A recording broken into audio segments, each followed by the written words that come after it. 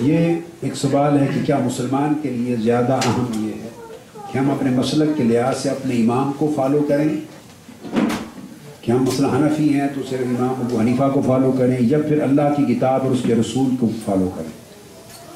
یہ بھی ایک ایسا ٹرکی سوال ہے، میں آپ کو بتاؤں، جس کسی نے بھی بچوں کے یا فیملیز کے ذہن میں یہ بات ڈالی ہے، کچھ لوگ بڑے سمجھدار اور تیز ٹرکی ہوتے ہیں۔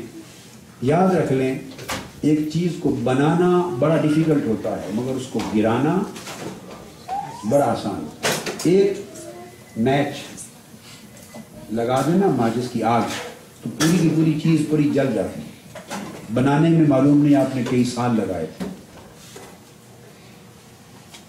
ایک چھوٹا سا ڈال دیں فتنہ ذہن میں خلفشار، اس کے ذہن کو ڈس انٹیگریٹ کر دیتے ہیں، اس کی ٹوٹل جو اس کے ذہن کی کنسولیڈیشن ہے ایک سبجیکٹ کے اوپر اس نے کر رکھی ہے، ایک اس نے اپنے ذہن کی کنسنٹریشن بنا رکھی ہے ایک چیز پر، جس سے اس کو سیٹسفیکشن ملتا ہے، کنسولیشن ملتی ہے، اور وہ پریکٹیکلی ایک انٹیگریٹی ملتی ہے، انٹیگریشن ملتی ہے لائف میں، وہ ساری ایک لمحے میں ایک بات سے ڈس انٹیگریٹ ہو جاتی ہے۔ یہ کام آسان ہوتا ہے، ایک جملہ ڈال دینا، اور وہ یہ اس طرح کے جملے ہوتے ہیں کہ کیا امام کو فالو کرنا بڑا ضروری ہے یا قرآن و سنت کو؟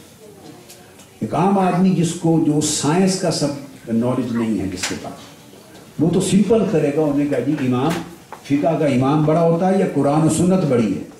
تو what would be the answer? Simple, ہر آدمی کہے گا قرآن و سنت بڑی ہے، لہٰذا ایزیلی کنونس ہو جائے گا، تو یہ پھر امام کو کیوں فالو کرتے ہیں؟ جیسے قرآن و سنت کو فالو کرتے۔ بات سمجھ آ گئی؟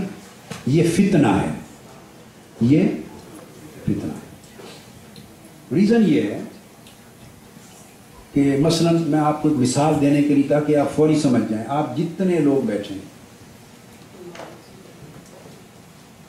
ایک اسکالر جو پراپر اسکالر کو چھوڑ کر جتنے لوگ بیٹھے ہیں، آپ میں سے کتنے ہیں جو قرآن مجید کا ٹرانسلیشن پڑھے بغیر ڈائریکٹلی عربک ٹیکسٹ سے پورا قرآن سمجھ لیتے ہیں؟ ہاتھ کھڑا کر۔ بس میں آپ کو آنسر دے رہا ہوں۔ وہ جو کہتے ہیں نا کہ قرآن و سنت کو فالو کریں، قرآن و سنت کو ماننا چاہیے، ایمان کو فالو کیوں کریں؟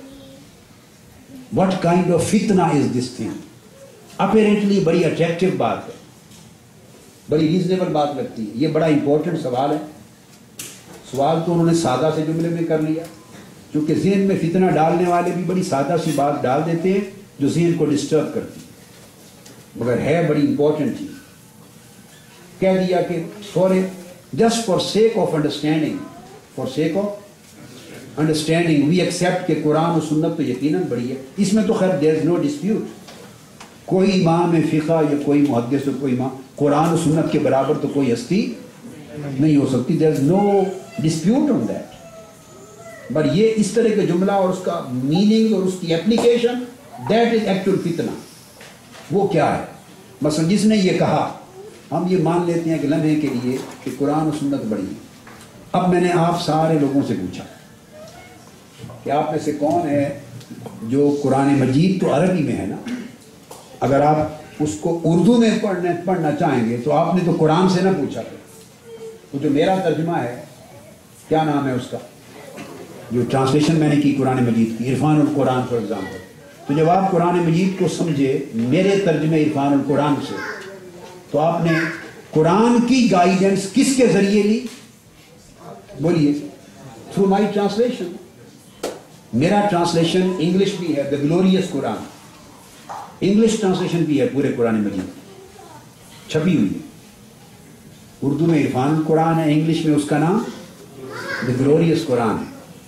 اگر آپ اردو بھی نہیں آتی، you are trying to understand Quran through my translation the glorious Quran. So you understood Quran and Quranic message through me, through my words۔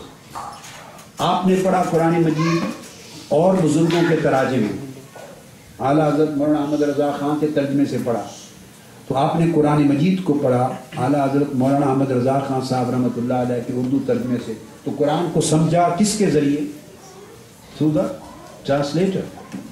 کسی نے مولانا اشرف علی تھانوی صاحب کا ترجمہ پڑھا، کسی نے شاہ عبدالحق دہلوی صاحب کا ترجمہ پڑھا، تو جب آپ نے ٹرانسلیشن سے پڑھا تو آپ نے تو قرآن مجید کو ڈائریکٹ ایک لفظ ہی نہیں قرآن مجید سے ڈائریکٹ لیا، آپ نے تو اس قرآن کو بھی سمجھا تھرو سم ون جو اس کا انٹرپریٹر ہے اور جو اس کا ٹرانسلیٹر ہے۔ آپ کا تو قرآن مجید کو یہ جو کہا تھا کہ قرآن سے ڈائریکٹ سمجھنا چاہیے قرآن کو، تو آپ کی تو چھٹی ہو گئی، یہ سارا دھوکہ تھا۔ تو آپ کو تو قرآن سمجھنے کے لیے بھی کسی قرآن کے عالم کی ضرورت ہے۔ اب آگے آ جائے سنت، تو قرآن تو ایک بک ہے، سنت تو 100 کتابیں ہیں حدیث کی، اس کو کون جانتا ہے؟